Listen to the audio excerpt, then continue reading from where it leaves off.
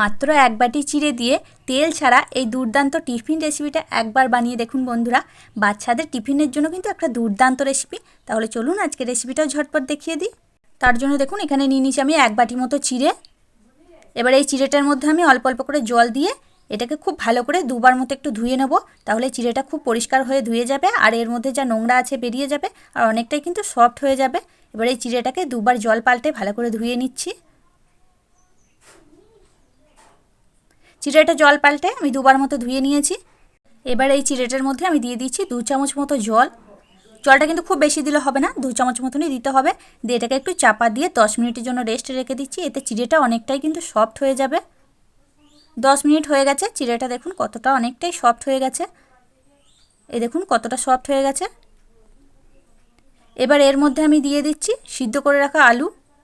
আমি এখানে সিদ্ধ আলু ব্যবহার করছি, আপনারা চাইলে কিন্তু এখানে কাঁচা আলু গ্রেট করেও দিতে পারেন বা সিদ্ধ আলুটাকে একটু গ্রেট করে দিতে পারেন। এবার দিয়ে দিচ্ছি দুটোর মতো কাঁচা লঙ্কা কুচি। তো আপনারা যেমন ঝাল খাবেন এখানে সেরকম অনুযায়ী ঝালের পরিমাণটা একটু কম বেশি করে নেবেন। দিয়ে দিচ্ছি একটা মিডিয়াম সাইজে পেঁয়াজ কুচি।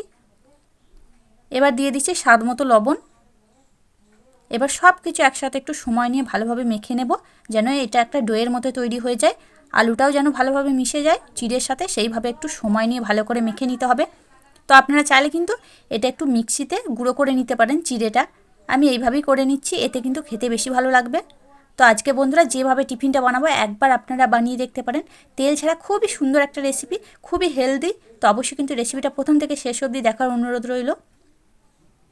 এবার দেখুন এটা সব কিছু মেখে নিয়েছি। এবার এখানে দিয়ে দিলাম হাফ চামচের মতো বেকিং সোডা। এটা দিলে কিন্তু এই নাস্তাটা অনেকটা সফট হবে। এবার সব কিছু আবার একটু ভালোভাবে মিশিয়ে নিচ্ছি। যেহেতু হাতের মধ্যে লেগে যাচ্ছে তাই আমি এখানে অল্প সামান্য একটু হাফ চামচ মতো তেল হাতের মধ্যে দিয়ে নিয়েছি, দিয়ে এটা মেখে নিচ্ছি। তাহলে কিন্তু এই হাতের মধ্যে যে লেগে যাচ্ছে আর বাটির মধ্যে লেগে যাচ্ছে সেটা কিন্তু আর লেগে যাবে না। এবার এই ডোটাকে একটু ভালো করে মেখে নিচ্ছি।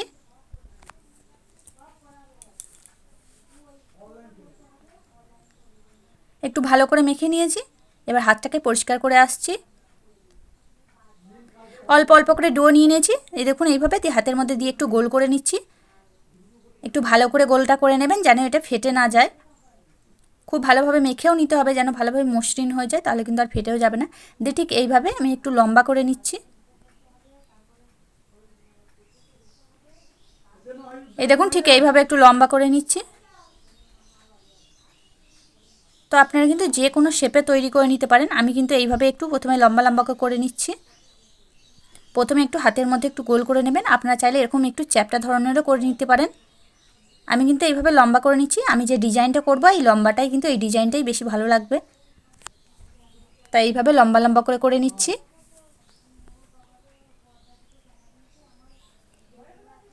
আমি সবগুলোই কিন্তু এই একইভাবে করে নিচ্ছি। খুবই সহজ বন্ধুরা, একটা দুর্দান্ত অসাধারণ রেসিপি অল্প সময়ের মধ্যে তৈরি হয়ে যাবে। আপনারা কিন্তু এইভাবে বানিয়ে দেখতে পারেন। সবগুলো আমি তৈরি করে নিয়েছি আর এখানে নিয়েছি একটা কাঁটা চামচ। এবার কাঁটা চামচের সাহায্যে এইভাবে একটু দাগ কেটে দিচ্ছি। এতে কিন্তু নাস্তাগুলো দেখতে খুব ভালো লাগবে।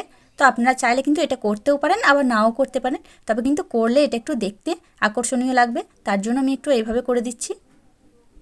এই দেখুন কত সুন্দর দেখতে লাগছে। একটা সাধারণ নাস্তাও কিন্তু দুর্দান্ত দেখতে লাগবে। আবার একটা নিয়ে নিচ্ছি, দিয়ে ওটাকে ওই একইভাবে কাঁটা চামচের সাহায্যে এইভাবে লম্বা করে দাগ দিয়ে দিচ্ছি।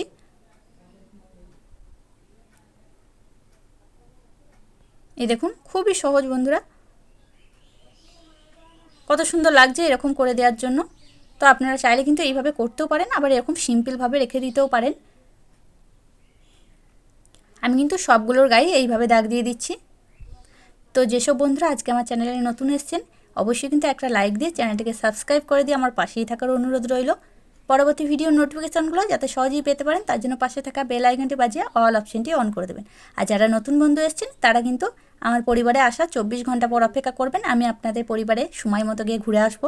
সবগুলো তৈরি করে নিয়েছি আর এদিকে আমি কড়াইয়ে একটা এরকম ছিদ্রযুক্ত থালা বসিয়ে দিয়েছি, এর মধ্যে একটু তেল মাখিয়ে রেখে দিয়েছিলাম। এবার এর মধ্যে একে একে নাস্তাগুলো সব বসিয়ে দিচ্ছি।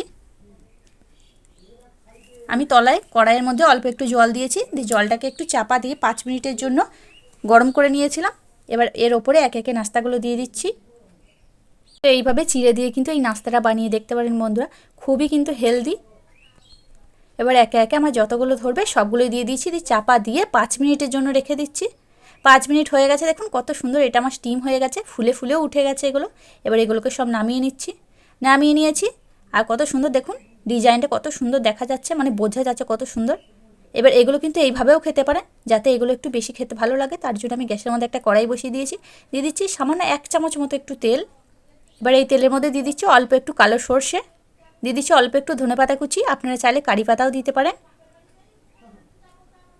এবার এই দুটোকে একটু হালকা ভেজে নিয়েছি। এর ওপরে দিয়ে দিচ্ছি অল্প একটু হলুদ গুঁড়ো, দিয়ে দিচ্ছি অল্প একটু কাশ্মীরি লঙ্কার গুঁড়ো, এতে কিন্তু কালারটা সুন্দর আসবে।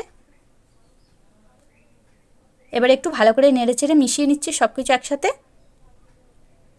দিয়ে এবার স্টিম করে রাখা নাস্তাগুলো এর মধ্যে দিয়ে দিচ্ছি। তো এইভাবে 1 চামচ তেল দিয়ে এই নাস্তাটা বানিয়ে দেখবেন, খুবই স্বাস্থ্যকর বন্ধুরা। আপনারা চাইলে কিন্তু এই তেলটা দিতেও পারেন, আবার নাও দিতে পারেন, তবে এইভাবে দিলে কিন্তু একটু বেশ চটপটা খেতে লাগবে। এবার এটাকে 2 মিনিট নাড়াচাড়া করেছি, খুব বেশি কিন্তু নাড়াচাড়াও করা যাবে না। দিয়ে তারপরে নামিয়ে নিয়ে দেখাচ্ছি আপনাদের। এই দেখুন বন্ধুরা আমার কিন্তু নাস্তাগুলো তৈরি হয়েছে, কতটা সুন্দর হয়েছে দেখুন। অল্প সময়ের মধ্যে কিন্তু একটা দুর্দান্ত নতুন, একদম নতুন নাস্তা। তো এইভাবে কিন্তু আপনারা অল্প তেলের মধ্যে এই রেসিপিটা বানিয়ে দেখতে পারেন। কতটা সফট হয়েছে দেখুন, খুবই সফট, খেতেও কিন্তু একদম দুর্দান্ত। তো আপনারা কিন্তু এই নাস্তাটা অবশ্যই বাড়িতে বানাবেন, আর আমাকে কমেন্টে জানাতে ভুলবেন না আপনাদের রেসিপিটা কেমন হয়েছিল। আর আজকে আমার রেসিপিটা আপনাদের কাছে কেমন লাগলো সেটা কিন্তু অবশ্যই কমেন্টের মাধ্যমে জানিয়ে দেবেন। দেখি যদি একটু ভালো লেগে থাকে, আপনি যদি নতুন বন্ধু হয়ে থাকেন, একটা লাইক দিয়ে চ্যানেলটাকে সাবস্ক্রাইব করে আমার সাথেই থাকার অনুরোধ রইল। পরবর্তী ভিডিও নোটিফিকেশনগুলো যাতে সহজেই পেতে পারেন তার জন্য পাশে থাকা বেল আইকনটি বাজিয়ে অল অপশনটি অন করে দেবেন। তাহলে আজকের মতো এখানেই, আবারও ফিরে আসছি অন্য কোনো দিন অন্য একটা রেসিপি নিয়ে। ততক্ষণ আপনারা ভালো থাকবেন, সুস্থ থাকবেন। ধন্যবাদ।